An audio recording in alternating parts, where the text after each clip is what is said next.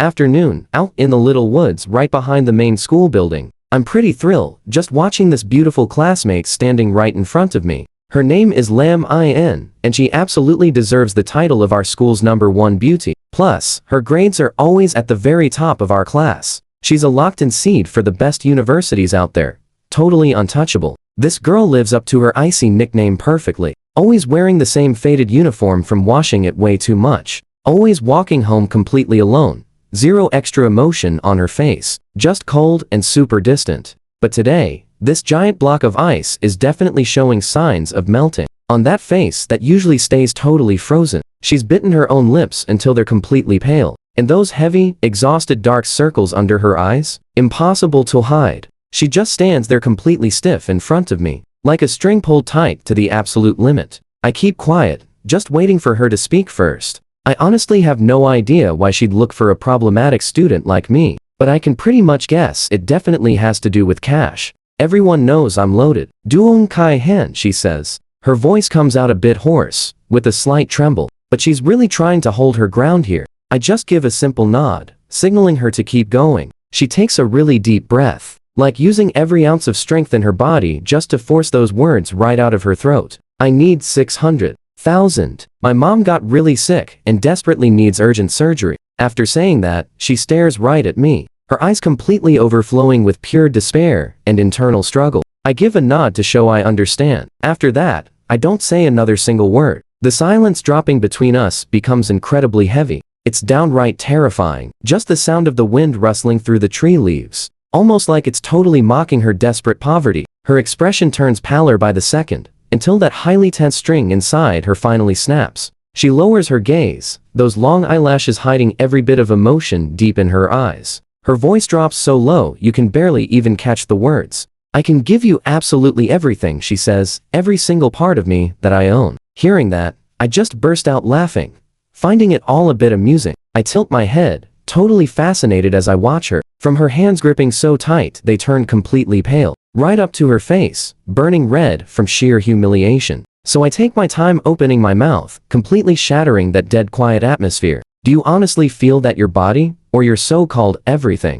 is actually worth 600,000? Just one sentence. That is all it takes to make her jerk her head up, her entire body shaking violently. Those beautiful eyes of hers instantly fill with so much shame. She clearly has no idea where to hide. She opens her mouth, but can't squeeze out a single word. The rims of her eyes turn totally red, tears pulling right at the edge. But she stubbornly holds it all back, refusing to let a single drop fall. Half a minute passes. Then, she looks like she just made some massive, life-altering decision. This is where it gets super heavy. Her voice carries a soft sob but rings out incredibly clear. Not just my body, she says. My heart, my very being, my entire future. Everything can be yours. As long as you save my mom, every life belongs to you. Wow, playing a pretty huge game here, huh? Does this count as the modern version of selling yourself to save your parent? Honestly, that makes me want to laugh even harder. The pure heart of a top scholar, and an icy beauty, actually seems pretty valuable.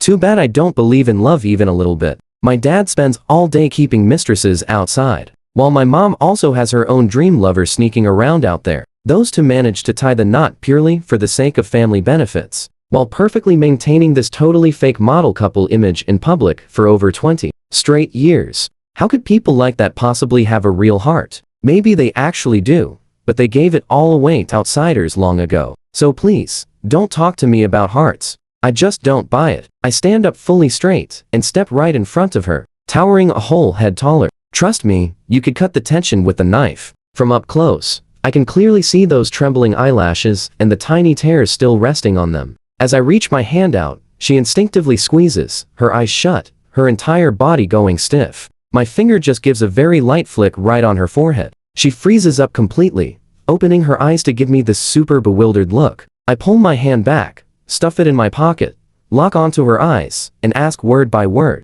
Lam In, you need to get this absolutely straight. Think about what you're really asking. Are you hoping I act like a total scumbag taking advantage of your crisis for a physical trade? Or do you want me to play the good guy, take pity, and lend a hand? She goes completely blank, mouth hanging slightly open as she stares at me cluelessly. Her brain is clearly just shut down entirely, but I stay super patient just watching her. She finally snaps back to reality, her rigidly tense shoulders instantly slumping down, answering with this tiny, incredibly humble shred of hope. "Please help me, I'm begging you." Her voice comes out tiny and weak like a mosquito, yet I still shake my head completely decisively. No way, I'm definitely no charity worker. Sure, I have a ton of cash, but I absolutely don't throw it around on totally unnecessary things. 600,000 is exactly enough for me to buy a pretty nice bottle of wine. Her pleading eyes instantly morph right into pure anger and utter despair. Pure anger. She's probably furious about my completely intentional little teasing act. But seeing her looking like she's about to literally shatter,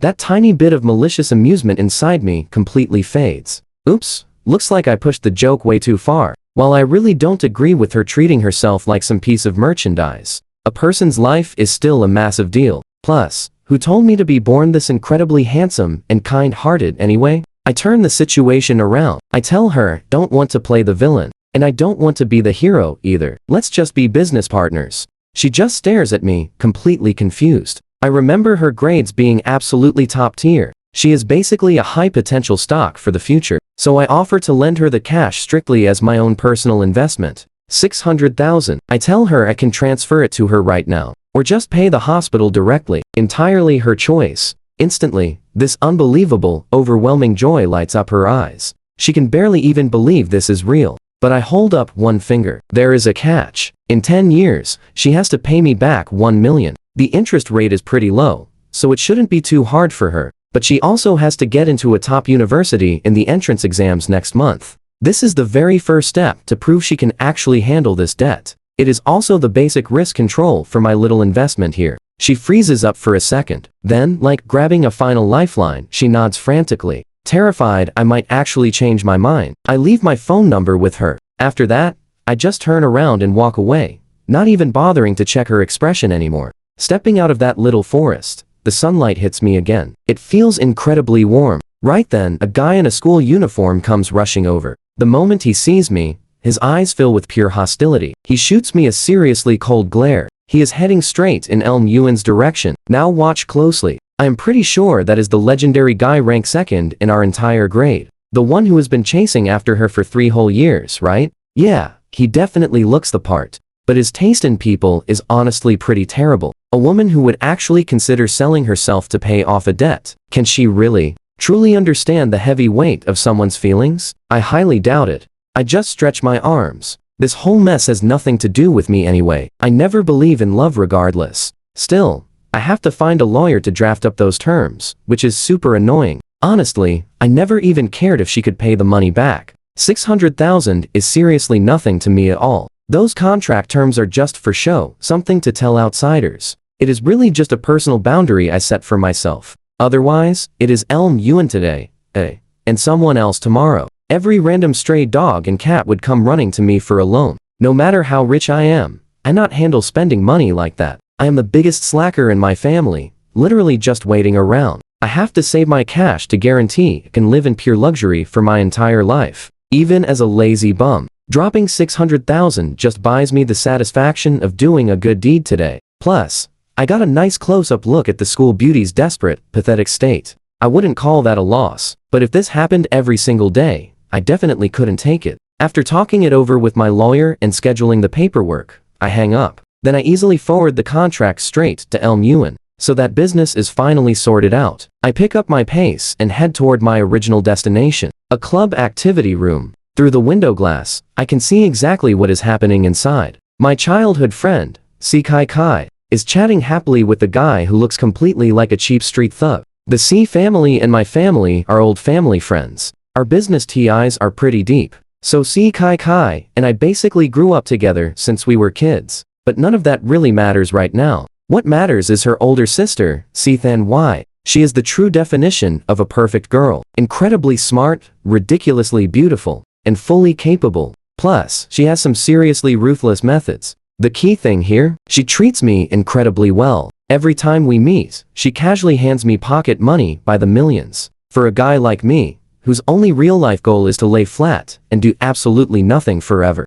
she is basically a walking, human-shaped ATM machine. Whoever gives me money is a good person. That is literally my motto in life. On top of that, Si Than Y is about to get engaged to my elite, hypocritical rich boy older brother, Ng Kai Ngn. Very soon, she will officially be my sister-in-law, making our two families even closer. My perfect dream life as a wealthy freeloader is getting an absolutely rock-solid guarantee now. So when Si Kai Kai's grades totally tanked from top of the class to dead average because of some street thug, Si Than Y had to step in and ask. She personally asked me about the situation. I knew right then I had to step in and handle this mess. You take people's money, you do the work for them. That is the only way to keep the cash flowing long term. But get this, before I even step inside, a guy with red eyes runs out and slams right into my chest. He stumbles back 2 steps, then looks up at me. His eyes are just overflowing with pure humiliation and deep frustration. I recognize him. He is a poor student. Si Kai Kai used to sponsor really great grades.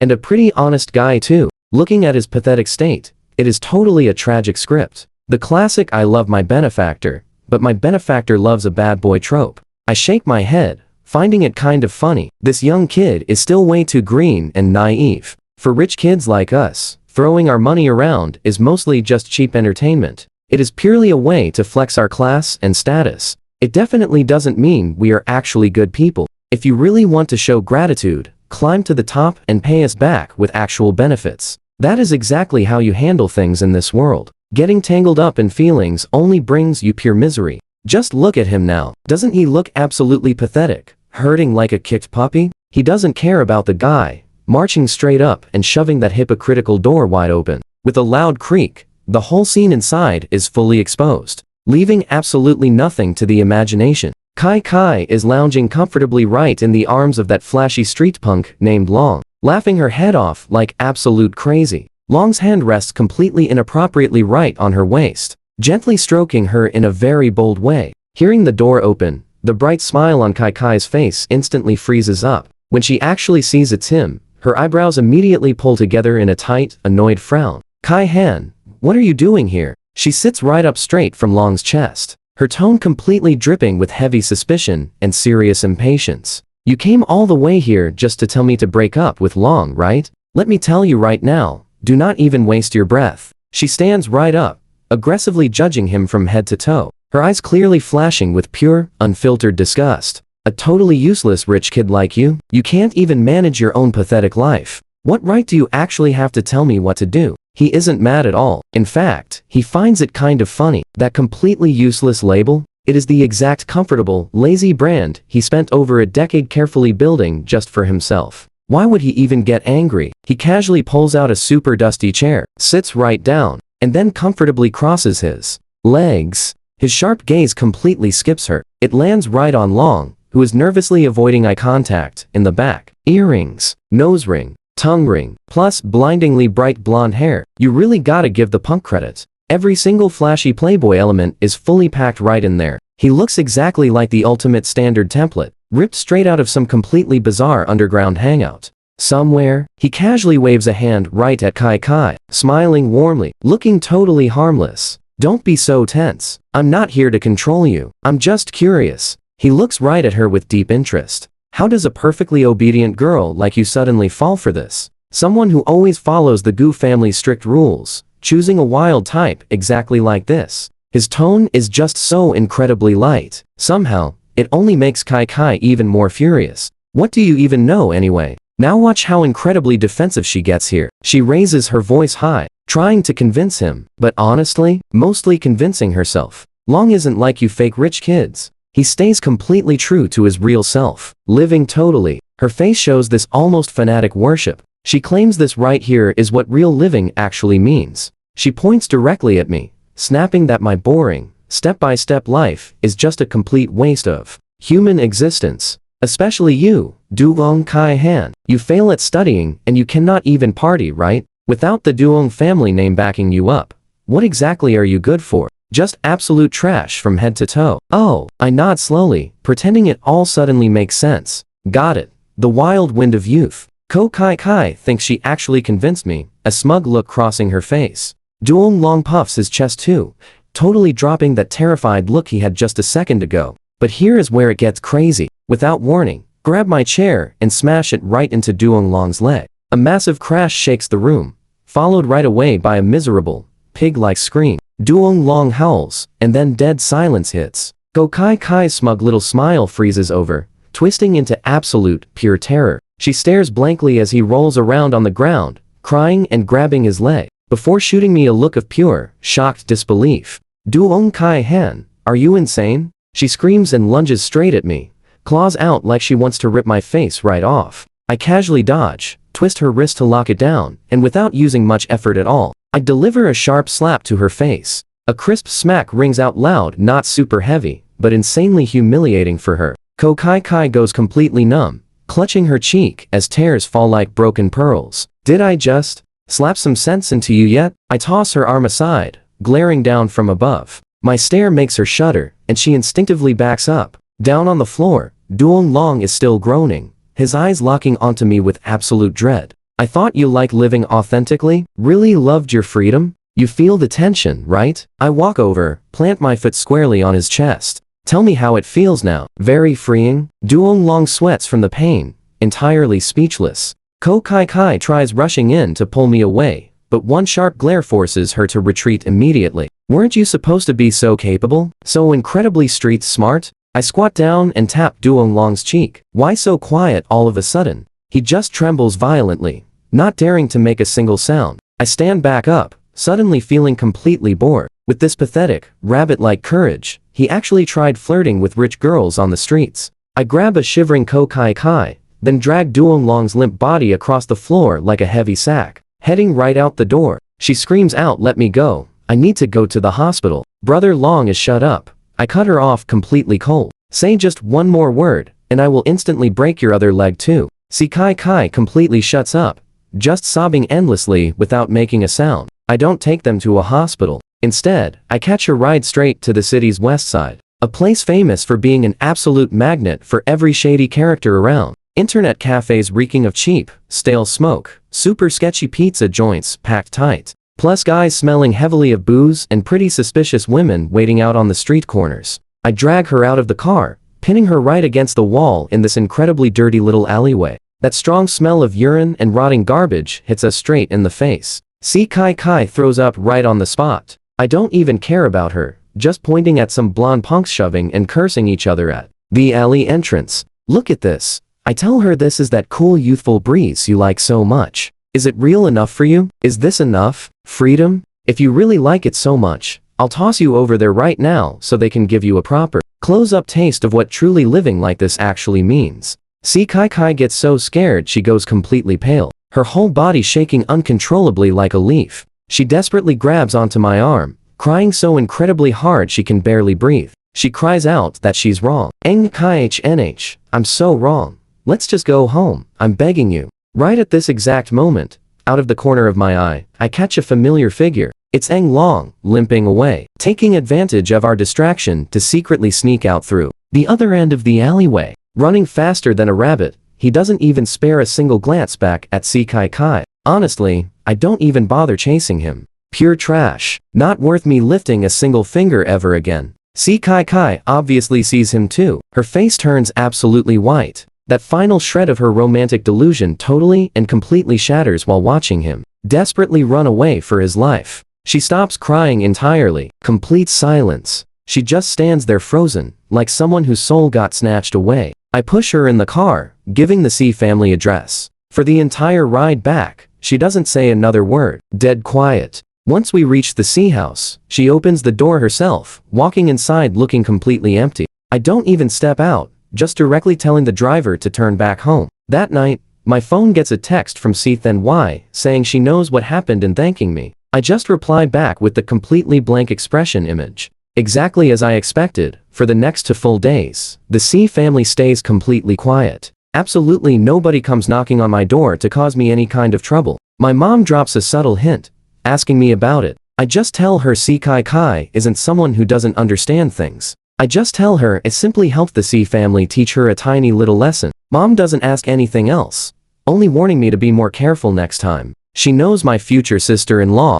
Then Y definitely stepped in and completely suppressed this whole issue. Yeah, I'll move here was not wrong at all. My comfortable life as a rich freeloader is solid as a rock now. But by the very next day, I simply can't bring myself to smile anymore, because Eng Long is gone permanently taken out in an unexpected traffic accident. Now, think about this for a second. Do you really buy that kind of coincidence? Right after I teach him a lesson, he gets wiped out. I'm no fool. If Then didn't have her hand secretly pulling the strings behind this, I will literally chop my own hand off. This future sister-in-law of mine has a seriously dark heart, making moves way more vicious and cruel than I ever could have imagined. Suddenly, this entire house actually feels kind of terrifying to me. Every single person here wears a perfectly delicate mask, calmly placing their little pieces on a chessboard of benefits, coldly and cleanly wiping out every single obstacle in their way. My elite older brother Enkai Ngn, acting all high and mighty, he is exactly like that.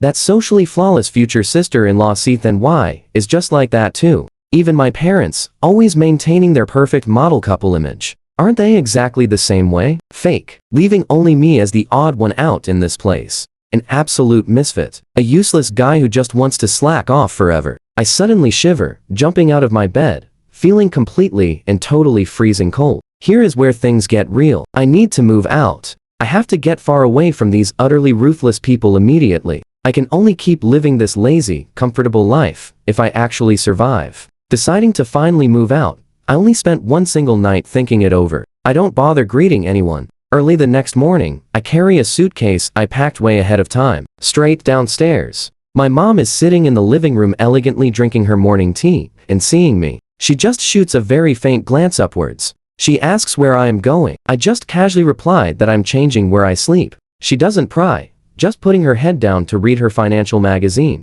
That guy I call my father is probably spending the night at some mistress's place again and hasn't even come back yet. This house is as cold as an ice cellar. Everyone living on their own separate orbits. Nobody ever interfering with anyone else at all. Unless it messes with their benefits, of course. Dragging my suitcase, I don't even look back as I walk out of that gorgeous but totally heartless villa. I actually have a top floor apartment right in the city center that I bought ages ago but just left. Completely empty. Now, it finally comes in handy. The place is super spacious and very bare, and the fridge inside is even more empty. I hop into my sports car and drive straight over to the absolutely biggest supermarket nearby. I need to use food and snacks to fill up this new house, and maybe fill up this weird, unexplainable frustration inside my chest, too. Pushing my cart, I wander through all these aisles packed with crazy choices. Potato chips, sodas, chocolates, and instant pizzas just everywhere. I am basically a shopping robot,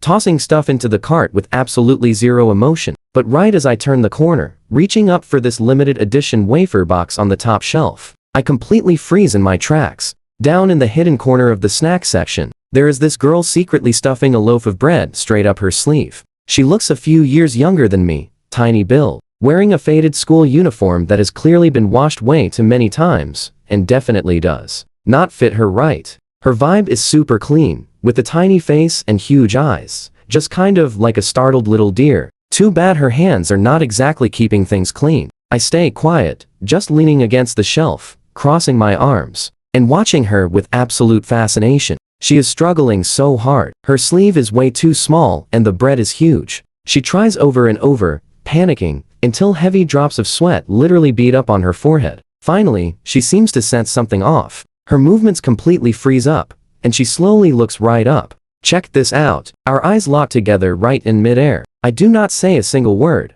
just staring right at her. Her face goes from pale white to bright red, then back to pale so fast. Those wide eyes are filled first with sheer terror, then total panic, and finally, swallowed by this thick, overwhelming sense of shame that just will not fade away. Her hands, gripping the bag of bread, are shaking completely out of control. The bread bag drops with a soft thud right onto the floor. It is like all her strength is drained away. Her entire body slumps, head bowed low, looking like she desperately wants the ground to swallow her whole. My good mood is totally ruined. I walk right over there, pick the dropped bread off the floor, and toss it into my shopping cart. Then I casually sweep all kinds of cookies, candies, and chocolates from the nearby shelf straight into the cart. In practically no time at all, my shopping cart is piled up into a tiny mountain. I push the cart right in front of her. She keeps her head down, her entire body completely tense, acting like she is waiting for harsh judgment. I use the tip of my shoe to lightly tap against her worn-out, faded canvas sneakers. No money for food? She stays completely silent, her fragile body giving a tiny shiver. And then she finally gives a very slow, gentle nod. A second later, as if she suddenly remembers something important, she starts frantically shaking her head. I am honestly losing my patience with this confusing nodding and shaking routine. Hey, what exactly are you trying to say? Speak up. My tone definitely gets a whole lot heavier and stricter here. My harsh voice absolutely startles her, making her flinch hard. She suddenly looks right up at me with completely red eyes, totally overflowing with tears that she stubbornly refuses to let fall. She opens her mouth, but only these muffled, unclear, strained sounds come out of her throat. Then she quickly shakes her head again, her hands frantically waving around in the air, desperately trying to signal something to me. I freeze up, and in that exact moment, a sudden realization flashes through my mind. She is completely mute. You can really feel the exact shift here, watching her totally panicked and helpless state. The sharp impatience inside me instantly vanishes, completely replaced by this heavy, unspeakable wave of quiet frustration. I just officially became the absolute jerk, bullying a disabled person. The exact kind of awful memory that makes you slap your own face hard in the middle of the night. I don't say another word. I just turn around and grab a second shopping cart. Fresh milk, cereal, instant rice, canned goods, you name it. I completely fill up this second cart with absolutely every convenient, long-lasting food item and possibly think of right now. Right after that, I get moving again. I push both overflowing carts forward, tossing my chin toward the checkout counter, signaling her to quietly follow along. She just stares blankly at those two tiny mountains piled high with food, then looks back at me, seemingly still completely unable to process what is actually happening. I am too lazy to explain, so I just grab her wrist and pull her straight to the register. Her wrist feels freezing and dangerously skinny. It seriously feels like one wrong move, and it would snap right in half. Once everything is paid for, I haul all those heavy bags myself. She quietly follows right behind me like a little lost puppy, holding only a few of the absolute lightest snack bags in her arms. I shove all the groceries into the trunk and the backseat of my overly flashy sports car. Get in, I tell her. She hesitates for a quick second, but eventually she opens the passenger door and slides right inside. Where do you live? I ask, handing her a piece of paper and a pen. She just stares at it blankly, and then she points at her mouth and shakes her head. So I unlock my phone, load the map app, and hand it over. She nervously takes the glowing phone. Her tiny fingers poke at the screen for what feels like forever. Finally, she drops a pin on an old residential area on the west side of the city, a completely rundown neighborhood that I have literally never even driven past before. I keep quiet and start the engine. For that entire drive, the silence inside the car is just incredibly heavy and awkward. She keeps her head down the whole time,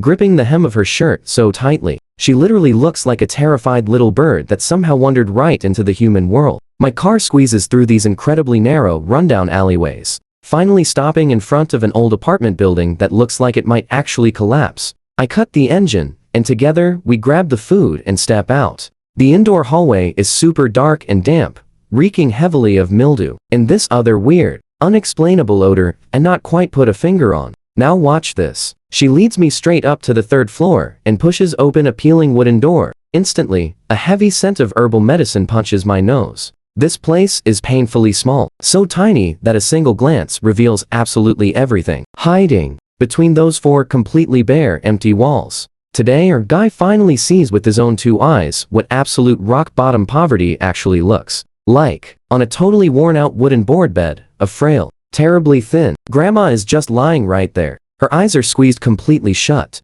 Her breathing is incredibly weak, almost like she could just slip away at any given second. The girl quickly sets her things down and rushes to the bed like second nature. She carefully tucks the blanket around her. Grandma, her eyes completely overflowing with heavy worry. He pretty much understands the whole picture now. It is not that she has no money for food. She just has absolutely no money to treat her sick family member. Stealing that bread earlier, she was probably starving to her absolute limit, but still refused to touch a single penny of her grandma's medical savings. Oh man, it is this classic tragic setup again. And honestly, our guy is absolutely the absolute worst at handling these kinds of heartbreaking scenes. After getting her grandma perfectly settled in, the girl walks right up to him. She stops and gives him an incredibly deep, respectful bow. Then she grabs this totally worn-out exercise notebook and a pen from the table. She completely buries her head frantically scribbling something down on the paper as fast as possible. Once finished, she hands the notebook over to him. On it is a row of incredibly neat handwriting.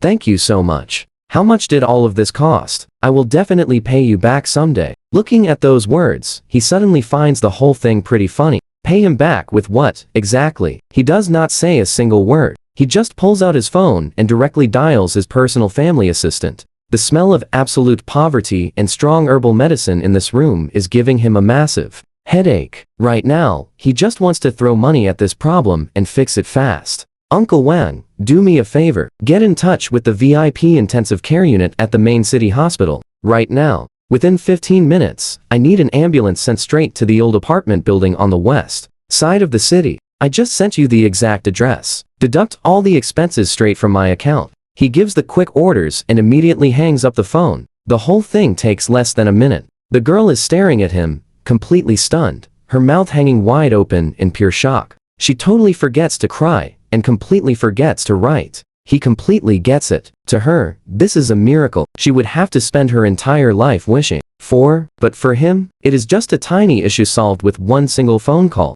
You really see it here, right? The massive gap between their worlds is just incredibly brutal. Sometimes, why are you just standing there spacing out? Pack up your things. We are heading to the hospital. She snaps out of it like waking from a dream. Totally flustered, she scrambles to pack a few old, completely faded clothes from washing too much, along with the little ceramic mug missing a piece of its base. The ambulance arrives incredibly fast. The professional medical staff carefully and gently lift her sick grandma right onto the stretcher. From start to finish, the girl just tightly grips his shirt hem. It is almost like she is terrified he might just randomly vanish into thin air. He feels a little bit awkward about it, but he definitely does not push her away. Once they reach the hospital, absolutely everything is perfectly arranged. They hire a full-time caretaker for the VIP room. On top of that, a massive team of top-tier medical experts immediately starts their consultation. He stands quietly outside the bright, spotless hospital room. He watches the busy doctors and nurses inside, then looks at the girl standing by the bed with sheer panic and heavy gratitude.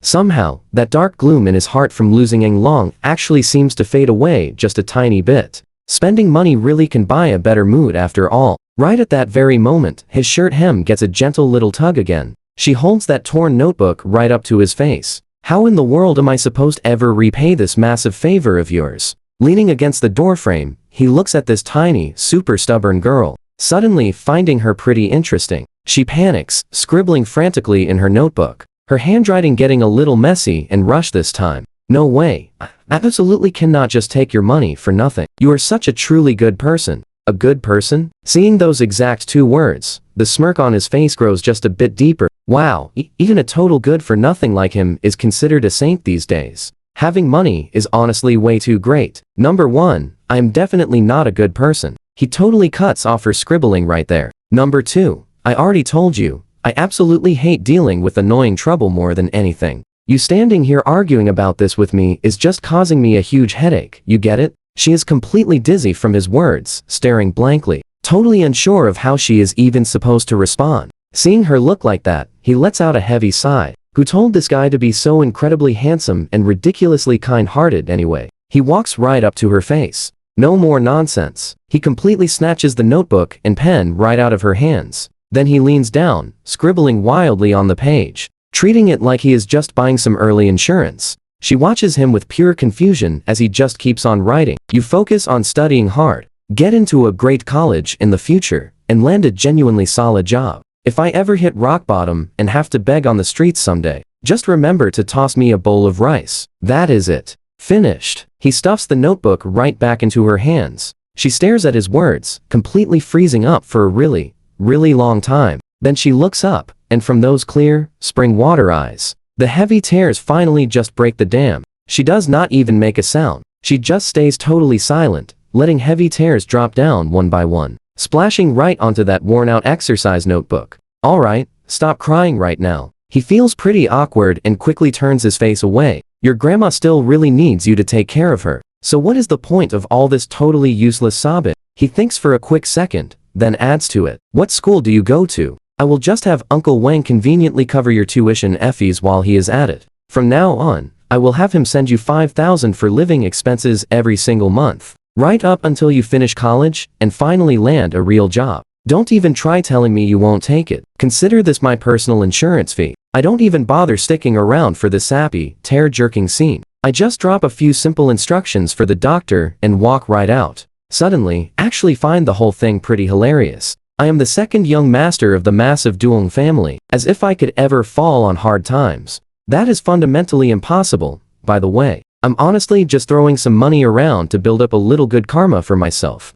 After all, every single person surrounding me has a totally vicious heart and strikes with pure ruthlessness. I have to stack up plenty of good karma just to guarantee a total slacker like me gets to live a long, comfortable life. I'm talking endless wealth and glory forever. But then, I actually do hit rock bottom exactly 5 years later. In just 5 short years, my absolute hypocrite of an elite older brother, Kai and Jo-en, manages to cheat on his wife right after getting married. When this massive scandal finally gets exposed, I am literally just sunbathing on a private island somewhere. Picking up that phone call, I actually find the whole thing quite funny. Exactly as I predicted, my brother is a completely spineless coward, straight to his core, yet he constantly loves playing the role of a deeply passionate romantic. I am entirely too lazy to even fly back and watch this pathetic little circus play out. After all, wealthy elite marriages are mostly just this kind of messy nonsense anyway. Nothing huge is gonna happen. That is, until my bank cards start freezing up one by one. Every single property, stock, and investment fund completely vanishes overnight. Totally transferred right out of my name. That's when I finally realize something is very, very wrong. By the time I frantically fly back from the island, the dust has already settled completely. The massive Duong group has been entirely handed over to the Ko family. My dad is publicly charged with heavy economic crimes. The evidence is rock solid, and he's basically spending his remaining years rotting in prison. As for my older brother, Kai and Jo-en, he gets totally kicked out of the house completely empty-handed. That home-wrecking mistress totally vanishes without a single trace. Meanwhile, my brother is just left slumped over, looking like someone pulled out his entire spine. And somehow complete slacker like me who just wants to chill and do nothing. I am not spared either. The private stash of money I spent over 20 years secretly scraping together, not a single penny left, completely wiped out. I just stand there in front of my top floor penthouse, staring at 2 totally emotionless bodyguards in black suits blocking my way. My head is absolutely spinning right now. You've got to be kidding me right now.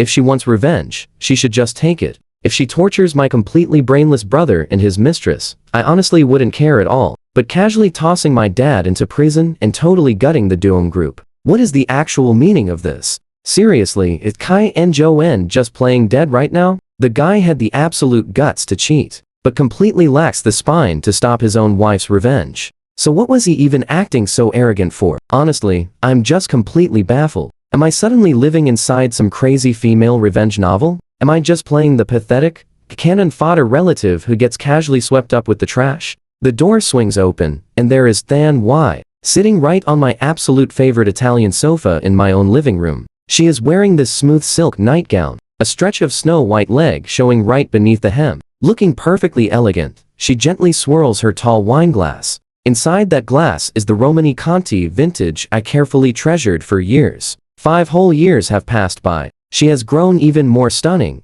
and clearly much busier. That overpowering aura she carries, like she controls everything in the world, literally makes it hard to breathe. Catching sight of me, she sets the glass down and smiles at me quite warmly. It's just as if we are still a happy family, like she is still my perfectly gentle sister-in-law. She simply asks Kai Han, "You finally made it back?" She stands up, slowly walking step by step right up to me. She tells me not to look at her like that, claiming she didn't want this either. She reaches out, wanting to touch my face, but I immediately tilt my head to dodge her. She says my brother is far too stupid. He handed her the perfect opportunity, but sadly, he just didn't know how to cherish it himself. I let out a cold laugh. I ask if that's the real reason she completely wiped out our entire family. She denies it, saying she actually always found me way more interesting than my brother. Too bad that back then, what she desperately needed was the Duong family heir, not some total slacker just waiting around to die. She pauses for just a second,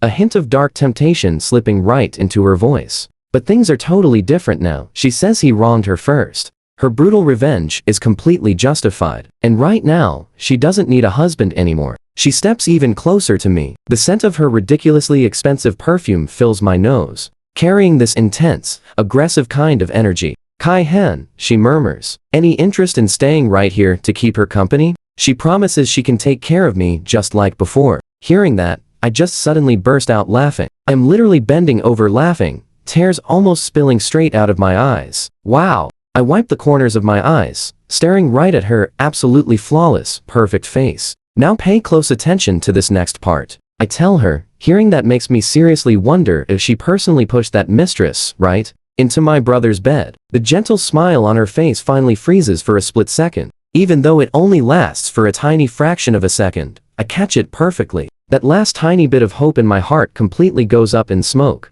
Just as I thought, from start to finish. This woman is a total lunatic who will use any ruthless method to get exactly what she wants. I drop my smile, staring at her with absolutely zero emotion. Then, very slowly, I give her the middle finger right to her face. Snap! The very last trace of a smile vanishes from her face, replaced by a terrifying, bone-chilling kind of indifference. Doing it the hard way then. She just waves her hand, not even sparing me a single glance. Two huge bodyguards step right up, one left, one right. They lift me up like a helpless little chicken. I get roughly tossed right out of my own house. The heavy front door slams shut in my face with a massive bang, completely cutting me off from everything I used to own. Standing in this completely empty hallway, I cannot help but let out a bitter, self-mocking laugh. If I had actually fallen for her wicked little tricks earlier, staying behind just to be her little pet until she got totally bored of me, I am absolutely certain I would not even know how I got eliminated.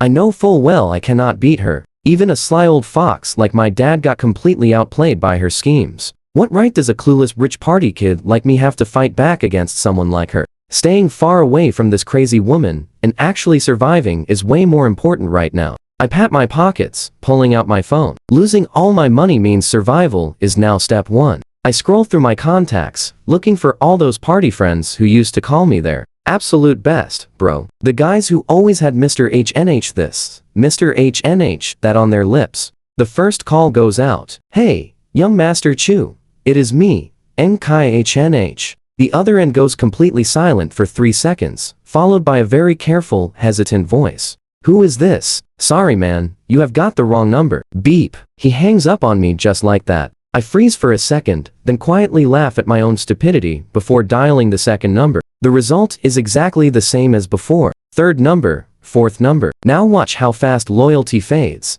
They either claim wrong number or just straight up ignore me. Each one is somehow more ruthlessly practical than the last. I lean my back against the freezing cold wall, deleting every single contact of those so-called friends from my phone, one by one. I keep deleting until finally, on the screen, the only things left are a few lonely numbers of my family members, but they are all grayed out. Impossible to ever reach again. I rush to sell off absolutely every valuable item left on my body, scraping together barely less than 10,000. Back then, this tiny amount would not even cover one single night of my drinking tab. But now, it is my entire net worth. I seriously need a job that actually pays. I wander aimlessly down the street, desperately trying to think of a way out for myself. Without even realizing it, I somehow end up walking right back to the bottom of my own apartment building. I look up at the top floor that used to be mine, now brightly lit up. I cannot help but let out a bitter laugh, turning right around to walk away. I might as well go find some factory and work on an assembly line.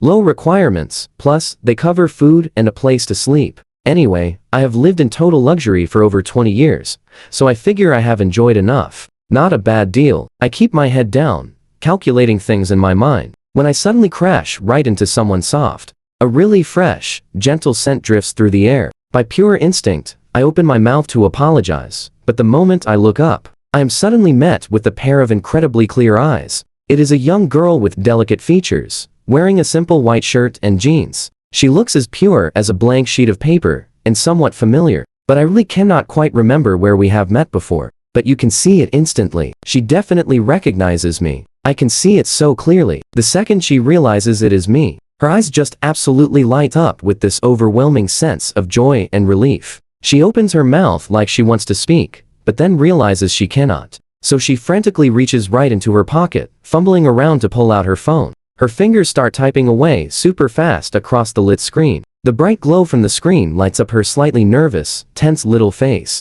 I frown a little. A dusty corner of my memory, buried deep down in my mind, somehow feels triggered by this exact silent way of communicating. The mute girl holds the phone right up to my face. The screen reads, "Mr. Eng, do you still remember me?" These days, there are not many people left who still call me Mr. Eng. I stare closely at her face, and those broken pieces of memory slowly start clicking together. 5 years ago, that trembling, terrified figure back in the supermarket. The little girl taking care of her grandmother in that run-down, broken apartment. The young teenager who wrote on a piece of paper, asking exactly how she could ever repay my kindness. Is it really her? It finally hits me, leaving me pretty shocked. Her eyes instantly shine brighter than ever, and she just starts nodding her head enthusiastically. That pure happiness looks like it is about to spill right out of her clear eyes. I feel even more confused now. Why is she here? She types frantically for a second and then shoves the phone back in my face. I saw the news. What happened with the Eng family made me feel so incredibly worried about you. I guessed you might come back here just to look, so I waited.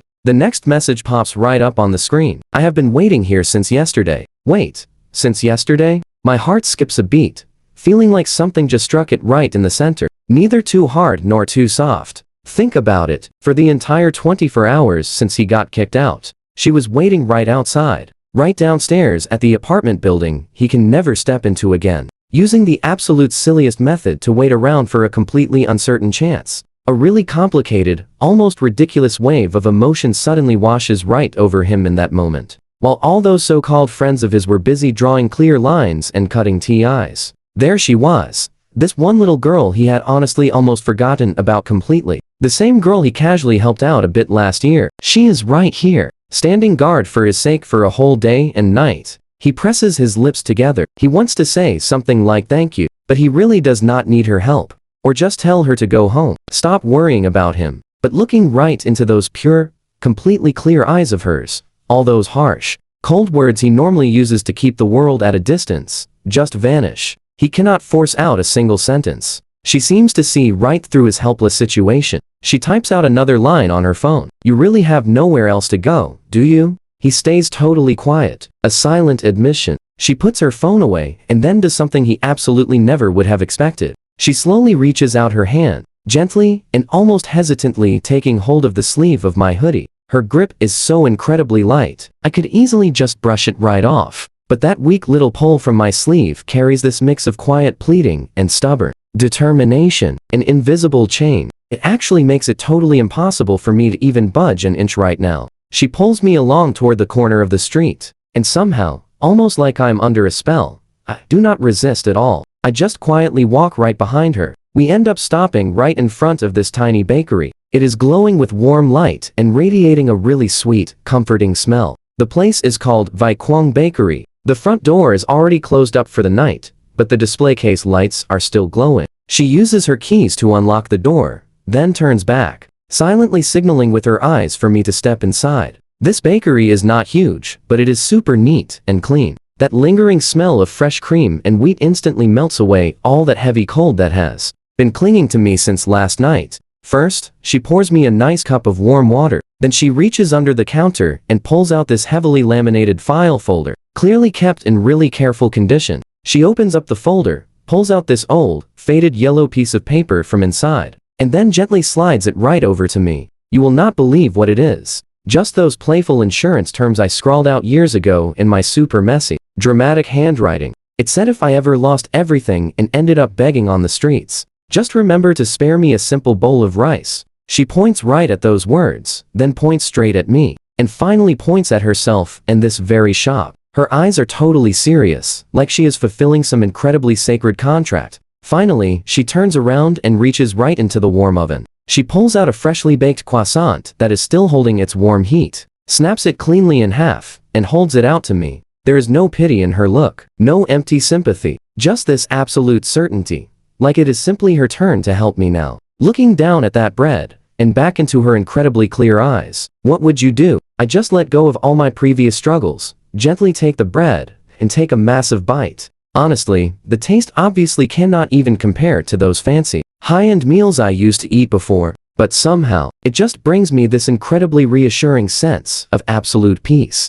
Are you guys still hiring any new people here? I mumble the question while still chewing, my voice sounding so terribly hoarse that it does not even sound like my own voice anymore. The girl just freezes in total surprise for a second. But right after that, this absolutely massive, radiant smile completely blooms across her face. And she just starts nodding her head so vigorously. On that very day, the lost and totally confused first half of my life finally came to a complete close. And the entire rest of my future became permanently tied to this tiny little bakery called Vai Quang. And my new boss? She turns out to be that tiny mute girl honestly thought I would never cross paths with ever again. The little lady goes by the name T-Vi, a really nice name, thanks to the funds I sponsored back then, plus her own hard-earned savings. Right after she finished college, she managed to open up this Vai Quang bakery right here on this old historic street. The shop space itself is pretty small, but the daily business is actually great. These neighbors around here seem to take really special care of her.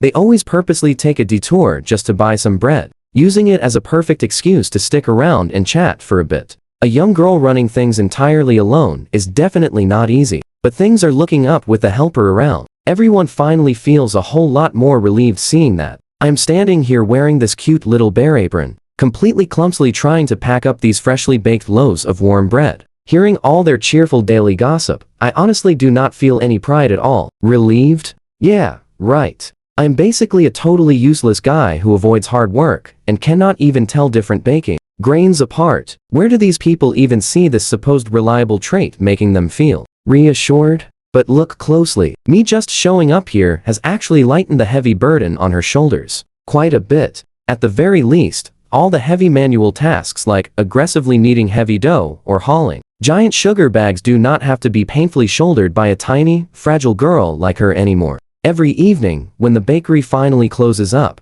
we both head straight back to her small apartment upstairs. If you use the phrase "four completely bare walls" to describe her old living space, then this tiny new setup could honestly just be considered one single empty, bare wall. Just one simple dining table, two basic chairs, a small sofa, and a tiny bedroom, neatly partitioned right out of the outdoor balcony space. So this is my new bedroom. It is actually smaller than the bathroom back in my old mansion, but somehow, I sleep better here than I have in over 10 whole years. No constant scheming, no endless lies. Just the faint, comforting smell of barley drifting up from the bakery downstairs. I actually start learning how to be a normal person, figuring out how to sweep the floor properly without somehow making dust fly all over the room, and learning how to use a pressure cooker for porridge without completely blowing up the kitchen. Most of these little experiments end up being pretty much total disasters. Like this one time, I mistook salt for sugar and made a ridiculously salty red bean soup. Tavai takes a bite. Her small face scrunches right up.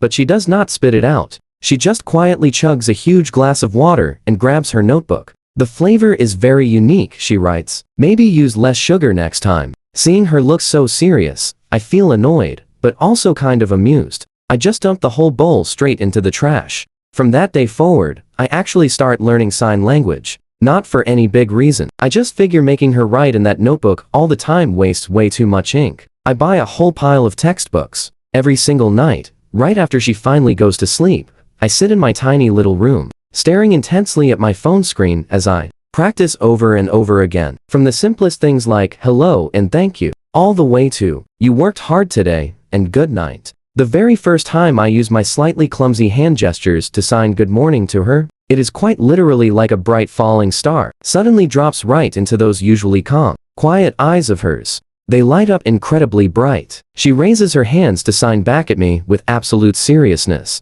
You too. You know that feeling? I swear, in over 20 years of living, I have never once felt like anything was more completely worthwhile than that exact moment. And just like that, the days keep passing by. Life slowly gets quite a bit better. I go from being a total idiot who cannot even use an oven, to an actual bakery apprentice. I can smoothly whip up fresh cream, pipe frosting, and knead dough like a pro. Business at the shop is actually getting pretty good. We even take over the little kiosk next door just to expand our storefront. My bank account starts showing a pretty decent chunk of savings again. Definitely enough for me to move out and rent my own place. I want to bring this up with Tavai a few times, but the words always reach my lips and then get swallowed right back down. Where would I even live if I move out? What would I eat? Being alone sounds incredibly boring. Plus, it is not easy for this little girl to manage everything alone. Staying means I can still help out a bit, right? I just feed myself all these perfectly logical excuses in my head.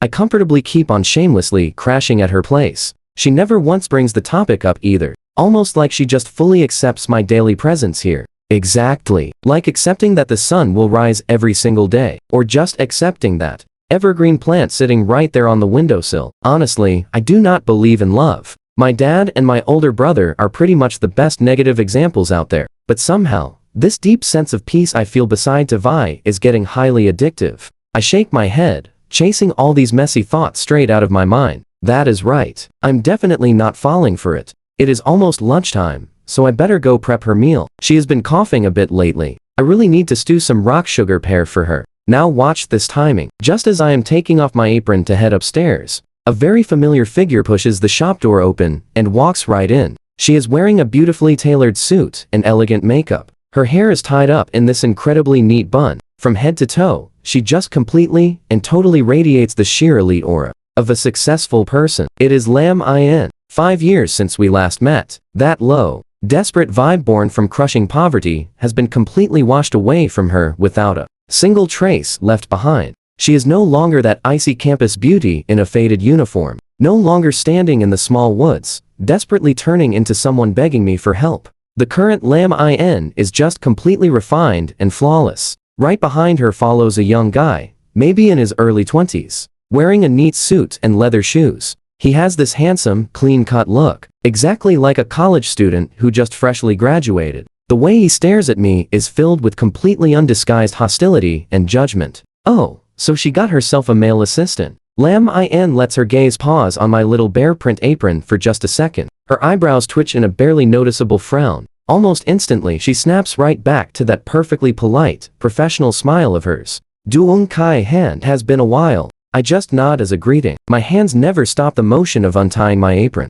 She seems like she wants to ask something, but feels it is highly inappropriate. Finally, she just pulls a checkbook from her Hermes bag and slides a check right in front of me. Here is 1 million. I know, the 10-year deadline still has a few years left, but I have the ability now, so I want to pay you back early. I glance down at the number on the check. I grab it and stuff it straight into my pocket. Thanks. This is exactly what I deserve to get back. Even though I honestly never expected to actually see a single dime of it again. My complete bluntness makes that whole speech of excuses she had prepared get totally choked up in her throat, leaving a quick flash of pure shock across her face. She probably figured I would refuse or act totally shocked and grateful. Too bad I felt absolutely neither of those things. That male assistant standing behind her watches me grab the cash without a second thought. The disgust in his eyes gets even thicker, mixed with this super smug look that practically screams. I absolutely knew he was exactly this kind of guy. Elm Yuan quickly pulls her expression back together. Her eyes slowly sweep right across our tiny little bakery, before finally landing straight on my face with this heavy stare.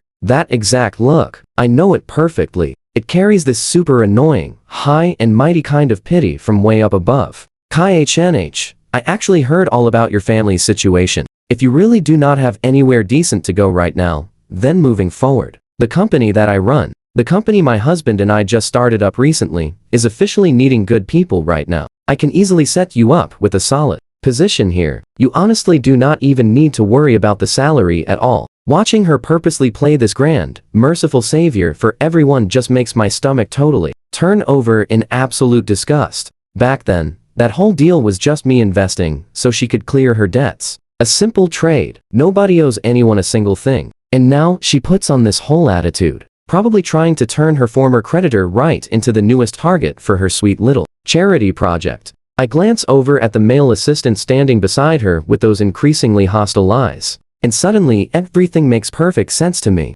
She loves it. The pure thrill of completely rescuing somebody else. Exactly like how I used to watch her struggle back in the day. Now, she gets to stand there and watch me hit rock bottom. Only she is way more of a hypocrite than I ever was. Carefully wrapping herself in this fake layer of total warmth and loyalty. Too bad I have absolutely zero interest in following the exact same path as that male assistant. Beside her, playing out some grateful puppy routine just to become a third wheel. No need. I turn her down, completely cold. I'm actually doing just fine right here. My flat rejection makes the sweet smile on her face completely freeze up for a second. Kai HNH, you really do not need to throw a tantrum. I know exactly what kind of life you used to live before this. And right now, her words just overflow with this massive ego, acting like she perfectly understands me. I already told you, no need. I cut her off right there, my tone naturally carrying a pretty heavy dose of impatience now. She finally stops pushing it, and a quick flash of pure annoyance crosses that pretty face of hers.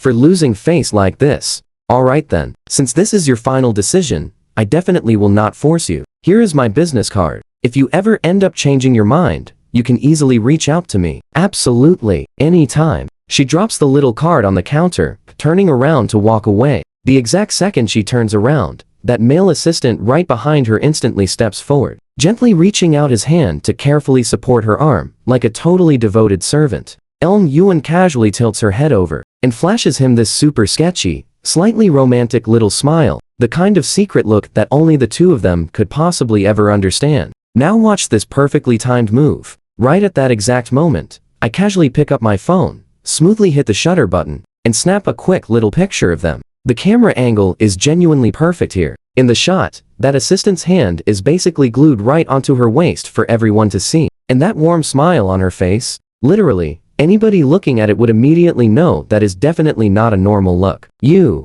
give a regular subordinate. Take care now, I'm definitely not seeing you out. I casually shake my phone and wave my hand at them. Elm Yuan leads her little assistant away, and that sleek black Porsche quickly vanishes around the street corner. It takes me exactly 2 minutes online to dig up her husband's public email address. After that, I just happily fire that nice photo straight over using a totally anonymous account. With all that completely handled, I wipe the photo and fully clear the email history. My mood feeling so much more relaxed right now. You know, being someone's third wheel has absolutely nothing to do with me. But you dare to cross me like that? Oh, I'm definitely finding a way to completely ruin your nice little day. After that, I head upstairs to cook, quietly finishing lunch with TV while my mind finally starts to settle back down. I lean against the store counter, quietly wondering exactly how I should end up spending this crazy, totally unexpected, 1 million cash. Touching that thick paper check feels incredibly real right now, and the numbers on it are so crisp, they almost blind me. Seriously, how long has it actually been since I saw this much money? At the very least, starting from today, our lives finally will not have to be so painfully tight and restricted like before anymore. Plus, we can finally grab all that brand new equipment TV has been wishing for lately. The more I think about it, the happier I actually get. I have never seen 1 million look so incredibly useful before. But right then, the front door wind chime rings out, and this crisp little voice trying to sound all fragile and weak just completely snaps my train of thought. Kai HNH. I turn my head around and immediately spot Si Kai Kai. Well, then, looks like a whole lot of familiar faces are visiting the shop today. She is wearing this pure white dress. Her long hair flows right down to her shoulders. She looks completely pure and innocent, almost like a delicate little lily untouched by the world. You remember her story, right? If my memory serves me well, her incredibly unlucky husband turned Ving. That poor student she aggressively chased right after Eng Long tragically passed away. Abruptly ended his own life less than 2 years ago, didn't he? What do you want? I lean against the counter, my face completely blank. She just bites her lip,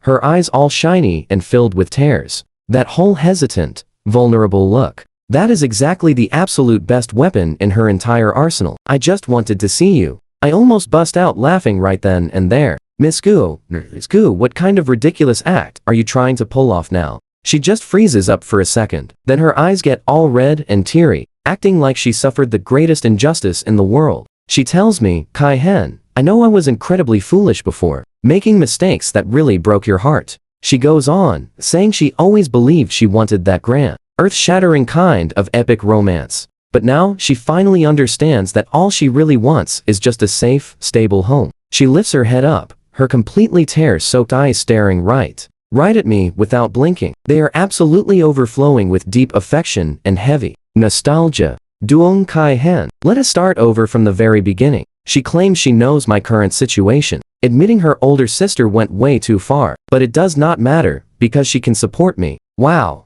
Are we really playing the whole reformed sinner card right now? But let us not get anything twisted here. Since when did I ever start anything with you? I force down the urge to roll my eyes, but my mind suddenly flashes back to a few years ago. The wedding she had with that poor student Tran Vuong back in the day was organized to be incredibly massive and super emotional for everyone. Right at the wedding, she cried her eyes out, calling him the absolute light of her life, the one happiness she had to hold on to, no matter what it cost her. I was standing right below the stage back then, watching that completely foolish kid get so incredibly moved, he basically lost his senses. My mind only had one single thought: this poor guy is absolutely doomed. And exactly as I expected, they were not even married for a full 2 years before Gu Kai Kai completely changed her heart. What she loved was never actually a specific person. What she really loved was just the concept of love itself. The whole dramatic image of throwing herself into the fire despite everything. It is that sick satisfaction she gets when the whole world opposes her,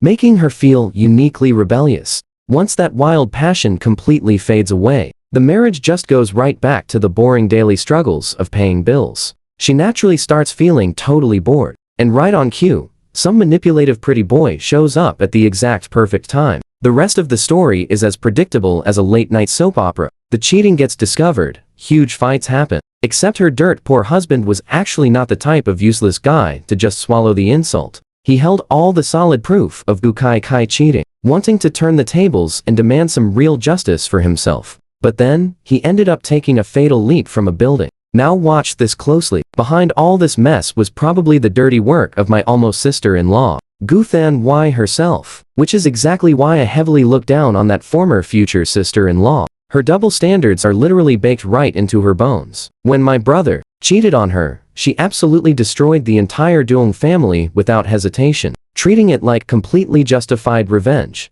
But when her own little sister cheats, she helps wipe away all the messy evidence, acting like it is just normal family business that she must do. She was never some great embodiment of justice or anything remotely like that. She just needed a convenient excuse. An excuse that would let her comfortably and ruthlessly seize absolutely everything for herself, without any guilt. My older brother stepping out basically just handed her that exact excuse at the perfect time. That is really all it was. Pulling my thoughts back to the present, I look at Gu Kai Kai still playing her deeply affectionate role. The smirk on the corner of my mouth just keeps growing wider. Gu Kai Kai, do you honestly think every single guy in this world is a complete idiot? The pitiful expression on her face suddenly freezes completely solid. Your husband's memorial service was put together quite grandly, you know. I slowly speak up. I actually saw the news coverage. You were crying so hard it looked soul-tearing. Truly, the kind of scene that makes anyone watching want to shed a tear for you. Her face starts turning a sickly pale white.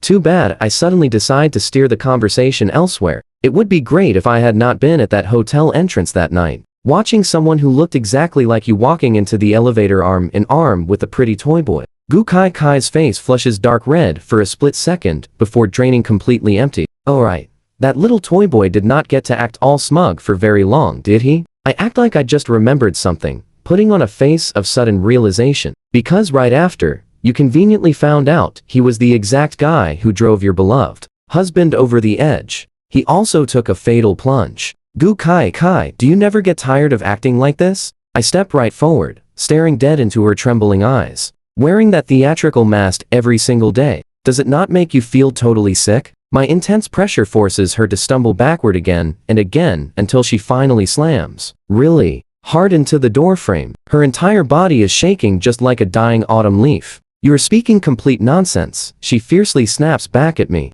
but her voice is completely weak and totally breathless. I do not even want to waste another breath on her. I'm definitely not worried about her seeking revenge. A woman who is this addicted to playing the gentle, perfect saint would absolutely never allow herself to lose control, throw a rage fit, and go seeking vengeance. You have to understand, keeping up that perfect little image is way more important to her than her own life. She has worn that fake mask for so terribly long now that it is permanently glued to her face. Impossible to ever peel off.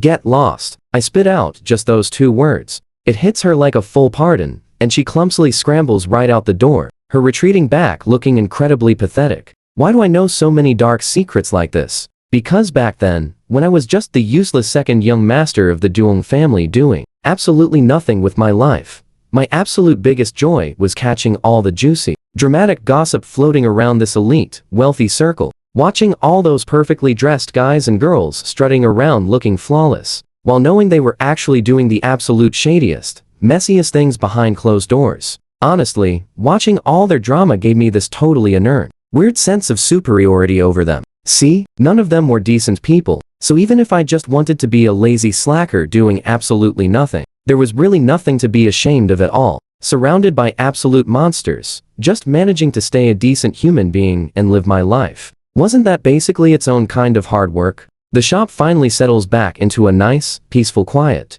I let out this really long breath, feeling like I'm finally letting go of all the heavy, bad energy piled up over the past year. Soft footsteps quietly echo down the stairs. Tavai comes down carrying a bowl of freshly made sweet soup. She walks right over, hands me the warm bowl, then picks up the little notebook on the table and writes down a quick question. Is that your friend? I shake my head. Not really a friend, just someone I randomly happen to know. She quickly writes back, you look pretty upset right now. I look deep into her pretty, clear eyes, and there is absolutely zero pity in them. Just the purest, most genuine kind of care. I hold onto that steaming bowl of sweet soup, and the gentle warmth spreads right from my hands straight down into my heart. Not at all, I tell her. I shake my head, put the bowl down on the table, and use my slightly clumsy sign language to answer her back. I am totally fine. She understands instantly, and this incredibly sweet smile completely brightens her face. She raises her hands and very seriously signs back to me. That is really good.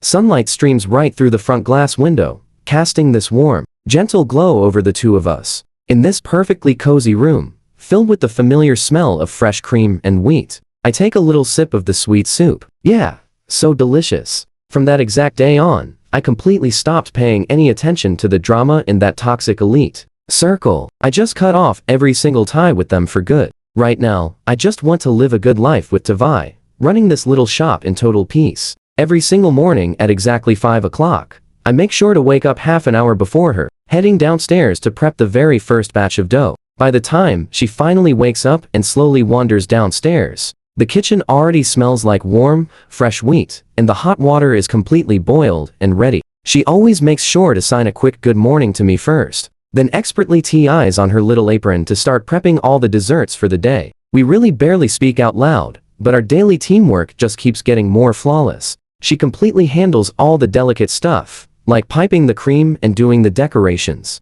I just handle the heavy lifting and ringing up the paying customers. You know how crazy rush hour gets. When things get so busy that she's literally sweating from the rush, I just quietly crank the air conditioning down or hand her a nice cold glass of water. Whenever she takes the glass, her fingers lightly brush against the back of my hand, feeling so cool and incredibly soft. I slowly start noticing every single little habit she has, and I actually stop intentionally avoiding certain deep topics around her. She also stops carefully trying to guess exactly what I'm thinking. Our days become so beautifully full, just running the little shop together from morning till late afternoon. At night, she teaches me how to make the really complicated, fancy desserts. Meanwhile, I teach her some completely hilarious sign language jokes I happen to pick up on the internet. Sometimes she actually laughs so hard, she just completely doubles over. That completely silent laugh of hers is honestly more beautiful than any other sound in this entire world. My sign language is getting pretty flawless now. Honestly, some nights we don't use pen and paper, and we don't say a single word out loud,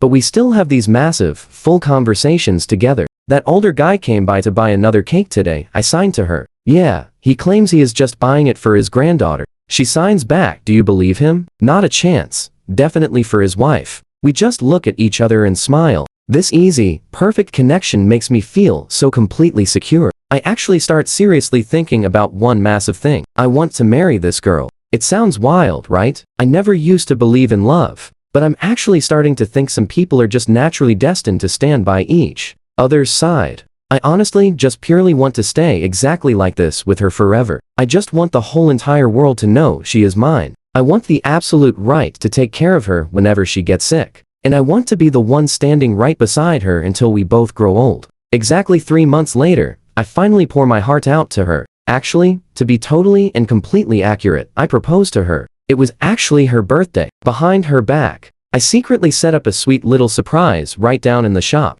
When she finally wanders downstairs that evening, the whole entire shop is glowing beautifully with soft candlelight. I even took all those regular boxes we use for cakes and fully modified them into these really adorable, custom little lampshades. That perfectly warm light shines right through the colorful wrapping paper, filling up the whole room. She just completely freezes right at the bottom of the stairs. tightly covering her mouth in pure shock. I walk right up to her, drop down on one knee, and slowly pull out a diamond ring. It is definitely not some crazy expensive, sky-high luxury ring or anything like that. It is literally just the absolute best ring I could afford from the little jewelry shop nearby. To Vi, I am really bad at saying all those smooth, sweet romantic words, and I never really believed in those big forever promises. But I do know I want to keep running this little shop with you. Let's keep this place open. Oh, we're both too old and gray to even walk anymore. Do you agree to that? She bursts into tears, heavy drops falling to the ground like a broken string of pearls. She nods her head so hard, reaching her hand right out so I can finally slip the ring onto her finger. The ring is actually a little loose because her fingers are pretty thin, but she just clenches her fist tight so it won't slip off. I pull her into a deep hug, breathing in that faint, clean scent from her hair. In that exact moment, it suddenly hits me. My entire 20+ years of living were pretty much just preparation for finally meeting her. Our wedding is incredibly simple and honestly quite small. We only invite the nearby neighbors and a handful of classmates. Just the friends I actually have a genuinely good relationship with right now. Those rich kid friends who avoided me like a plague back then? Naturally, they didn't make the guest list. As for my mother, well, she absolutely hasn't reached out to me even once ever since she married that lover of hers. And I certainly don't bother taking the initiative to contact her either. When a connection is broken, just let it stay broken. There is zero point in forcing things, so obviously there was no need to invite her. I didn't care about putting on some flashy, face-saving show for outsiders to judge either. I simply wanted to give Tvi a truly proper, decent wedding. The day before the wedding, I hit up the barber shop to tidy up my hair a bit, and bought myself a really sharp-looking suit. We picked out Tvi's wedding dress together. The moment she tried it on, her whole body seemed to just radiate this incredible, glowing aura. Standing outside the fitting room, watching her reflection in the mirror, it suddenly felt a little bit unreal to me. Is this absolutely gorgeous angel of a girl actually about to marry me? When the wedding day finally arrives, every single thing goes incredibly smoothly. Tvi's grandma is doing so much better now. She attends our wedding, sitting right there in her wheelchair. The old lady grips my hand tightly, telling me in a weak voice, "Thank you for taking such good care of our little Vi." I feel quite embarrassed, telling her that, honestly, she's the one taking care of me. During the ring exchange, Tvi's hands are shaking uncontrollably. I grab her hands, lean close to her ear, and whisper softly, "Do not be nervous. We are just going through the standard formalities here." She lets out a sudden burst of laughter, and all that intense nervousness instantly vanishes completely.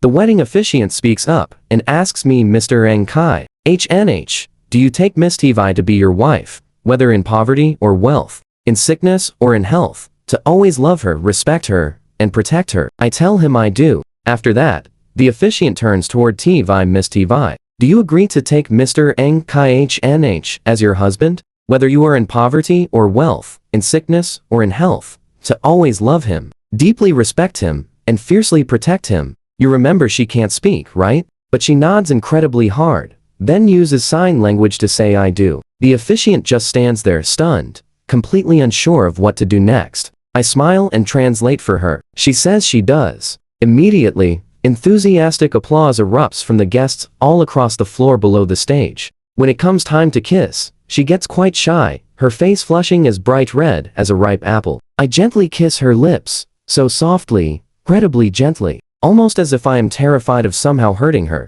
Then I lean right into her ear and tell her, "Mrs. Eng, please take good care of me from now on." Tucked in my arms, she laughs until her shoulders literally shake. At the wedding reception, our neighbor drinks way too much. He tightly grabs my hand and tells me, "Little Eng, you genuinely found yourself a wonderful wife, so you better treat her right, you hear?" I tell him, "Yes, I know." Meanwhile, the classmates are all incredibly happy, rushing over to offer congratulatory toasts. A former dorm roommate I'm pretty close with points out, "Kai HNH, you have changed." When I ask him how exactly I have changed, he says I used to act totally aloof, like I didn't care about a single thing in the world. But now, he says, I finally look like a normal person. I just look over at Tvi chatting with her grandma and smile. Maybe it's because I finally have something truly worth caring about. After the wedding officially wraps up, we head back up to our apartment. Everything looks just as old and familiar as before, except now there are fresh flowers and wedding gifts everywhere. Tvi changes out of her wedding dress, puts on her usual comfy home clothes, and heads to the kitchen to cook me supper. I stand at the kitchen door watching her busy silhouette, and suddenly feel this overwhelming sense of complete contentment. I mean, just look at this. This is exactly the life I always wanted. Two people just living out their simple, peaceful days together. She walks over, carrying the late-night snack, catches me completely spacing out, and waves her hand right in front of my face. What are you thinking about? Thinking about you, I answer honestly. Her face turns bright red again, and she playfully swats me before grabbing her notebook to write something. NKHNH. We are married. Yeah, we are. Do you regret it? Not one bit, I tell her, shaking my head. What about you? I do not regret it either, she writes back. It just feels a little bit surreal, kind of like I'm dreaming. I reach out and lightly pinch her cheek. Does that hurt? She clutches her face, shoots me a playful glare, and writes down not a dream. Definitely not a dream. Our life after marriage is even more peaceful than I could have ever imagined. Every morning, we wake up and get the shop ready together. Tvi handles all the baking, while I take care of the packaging and greet the customers at the door. When our lunch break rolls around, we eat together. After that, she takes a little nap, and I just read a book or scroll through my phone for a bit. In the afternoon, we open back up for business. Once we close up at night, we grab dinner and sometimes take a nice little stroll outside. Our life is so incredibly simple. It almost borders on boring, but I actually find it completely fulfilling and meaningful. Sometimes, when I watch Tvi working so intensely, I catch myself thinking, how is this girl so amazingly beautiful? Other times, she invents a brand new pastry and brings it straight to me for a taste test. Seeing that totally hopeful look on her face, I always throw up a dramatic thumbs up and praise it to the skies. And then she flashes this huge smile, her eyes turning into tiny crescent moons. We barely ever fight. If we do disagree on something, we always make up super fast. She has a truly gentle personality. Just being around her influence has actually smoothed out my temper a whole lot too. On slow business days, we shut the shop early and walk over to the nearby park. She absolutely loves feeding the pigeons. There, she always makes sure to carry a little bag of breadcrumbs along. Those birds actually recognize her face by now. Spotting us from far away, they flap their wings and dive right over. She squats down on the ground, carefully scattering the crumbs bit by bit. The flock of pigeons immediately swarms all around her, not showing a single drop of fear. I sit quietly on the long park bench, watching her interact with those birds, and feel this incredible warmth spread through my heart. Sometimes little kids wander by, staring at her with total curiosity. She gladly shares a few breadcrumbs with them, showing the little kids exactly how to feed the pigeons. Even though she cannot speak at all, her hand gestures are incredibly gentle. All the local kids absolutely adore her. Now watch this beautiful moment. Half a year later, Tvi gets pregnant. She holds the test results, excited as a kid, signaling that we are having a baby. Her hands move quickly, her entire face practically glowing with pure light. I take the test paper from her, staring at those numbers. My emotions are completely tangled up right now. Excited, tense, and just a little terrified. Am I really about to become a father? Can a messed up guy like me actually do a good job being a dad? Tvi seemingly spots my panic, stepping close and pulling me into a tight hug. Do not be scared, she tells me. We will learn this together. Throughout the pregnancy, Tvi finds her body growing pretty weak. She feels sick to her stomach and throws up constantly. I take over every single heavy chore in the shop so she can focus purely on resting. Sometimes, thanks to those wild hormone changes, her emotions swing out of control, and she just suddenly bursts into tears. I have zero idea how to comfort her, so I just stay right by her side, handing over tissues. I am sorry, she signs while crying. I do not even know why I'm weeping. I tell her it is okay. I pat her back gently, saying, it is good to let it out. By the final stages, her belly gets massive, making every little task super inconvenient. I start pouring my entire mind and soul into taking care of her, absolutely terrified that even the slightest thing might go completely wrong. Then one night, she gets sudden stomach pains. Panicking, I grab a taxi and rush her straight to the hospital. Those few hours pacing outside the delivery room, easily the longest, most agonizing wait of my entire life. Finally, the nurse walks out holding a tiny newborn. Congratulations, she says, it is a healthy little baby girl. Both mother and child are perfectly fine. I take the baby, staring at that tiny face, and just instantly start crying. This is my daughter, mine and Tvi's little girl. Tvi lies in the hospital bed, weak, but looking at us with total contentment. She weakly signs that the baby looks like me. No way, I tell her. She obviously looks exactly like you. We name our daughter Ng Tiu Kwang. She truly feels like a brilliant ray of light shining right into our everyday lives. Exactly on our daughter's 1-month milestone, an uninvited guest visits the shop. See Than Wai. She is still as elegant and calm as ever, just with the few fine wrinkles now showing near her eyes. You can feel the tension shift. She looks at the baby in my arms, showing a surprisingly rare, gentle expression on her face. Such an adorable child, she says. Thanks, I reply, staying fully on guard. What are you doing here? Relax, she tells me. Smiling, she adds that she did not come to cause trouble. She sits down inside the shop, casually buys some bread, and starts talking as if we are just having some random everyday chat. Do you remember? When we were younger, we both thought this whole thing called love was just some self-deceiving trick totally made up by bored people with way too much time. I just frown at her, not saying a single word. Even up until right now, I still feel that way. She lifts the water glass from the table, taking a slow sip. Marriage and family are just a combination of benefits and duties, completely cold and tasteless. She pauses for a brief second, finally shifting her gaze over to me with a really incredibly complex look. But looking back at it now, one of us was definitely lying back then. It is not that you did not believe in love. Si Than Wai says every single word clearly. You just did not believe it could ever happen to someone like you. Si Than Wai stands up slowly. Congratulations to you, Kai HNH. She tells Kai Han he finally found the exact life he always wanted. Then she pulls a thick document folder right out of her bag and tosses it on the table. What is this, anyway? She says she is returning all of his original assets completely intact, not missing a single dime. She goes on, telling him to just treat this as a 1-month celebration gift for the baby. Kai Han is completely stunned. Why do this? Because initially, taking them away was just her wanting to tease him a bit, just to see how he would manage on his own. She smiles softly, admitting she never expected his luck to be this good. Getting taken in by such a wonderful girl. She walks to the door, turning back to give him one last look. A flash of genuine admiration in her eyes. She tells Kai Han he is seriously lucky and really needs to cherish it. Right after dropping that sentence, she simply walks away. He slowly opens the file folder up. Inside are all the real estate ownership certificates, his corporate stock shares, along with his complete bank account information. It is absolutely, perfectly intact without a single scratch. In fact, compared to his memory, there is actually quite a bit more in there now. Think about this. These exact assets used to be his entire reason for living. Now, they are just sitting quietly right in front of him.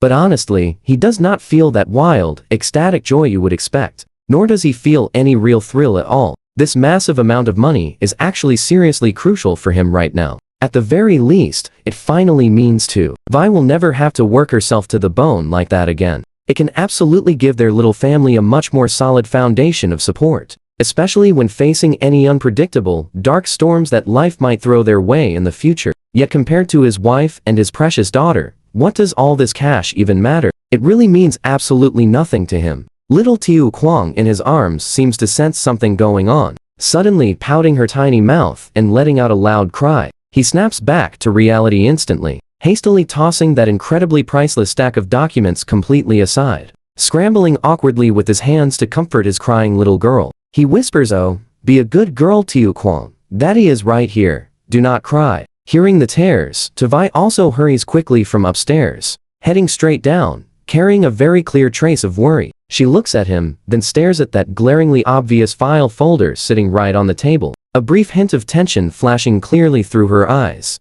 He smiles warmly at her. He mouths the words that nothing is wrong. The baby is just hungry. Vi steps beside him, skillfully making hand signs. He very delicately hands their little daughter right over to her. Looking at his baby's rosy little face, his heart basically melts into a total puddle of water. He murmurs, "Be good, Tiu Kwang. Daddy will mix your formula right away." Vi securely holds their daughter. She quietly watches his incredibly clumsy attempt at making the formula powder. Her face completely overflows with a happy, genuinely gentle smile. Beautiful sunlight streams straight through the clean glass window, shining brightly inside and completely wrapping the mother and daughter together in this incredibly warm, beautifully radiant halo of golden light. Ko Then Wai was absolutely right about everything. He truly is overwhelmingly lucky. Carrying the warm milk bottle, he walks over and sits right beside Vi, mentioning she just visited. He checks the milk's temperature while talking to her. Vi still looks a bit tense, signing with her hands to ask what did she say. He quickly reassures her that it was nothing major at all. She just came to visit the baby.